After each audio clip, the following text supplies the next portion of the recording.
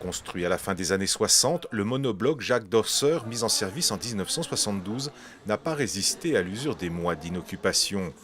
Dans son hall d'accueil, Georges Rousse a pris possession de l'espace pour imaginer son intervention artistique.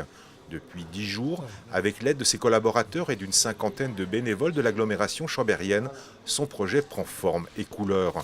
Un travail participatif de construction avant sa démolition, prévue en 2017. Georges Rousse a choisi ce lieu parce que dans ce hall est passée la majorité des Chambériens. Effectivement, c'est ce témoignage.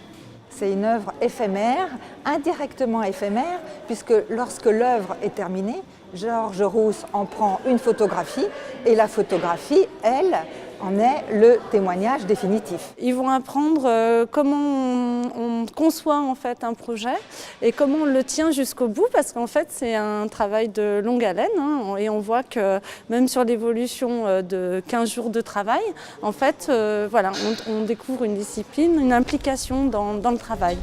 Sur ce chemin de déconstruction puis de construction de cet espace d'accueil, l'œuvre laissera des souvenirs impérissables à tous les participants. Peindre, coller, participer pour ne pas oublier. Le concept en lui-même est simple, mais c'est la mise en œuvre et la réalisation qui est assez complexe. Et c'est ça qui est aussi intéressant dans son travail.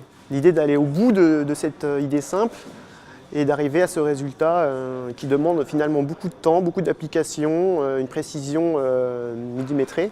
On sent à la fois tous ces écrits qui sont sur les murs, qui ont été collés, tous ces journaux qui racontent une vie. C'est un petit peu en clin d'œil la vie de l'hôpital qui s'est écrite sur les murs, quoi. Donc nous, on a collé des papiers journaux qui racontaient des histoires de la vie des hommes.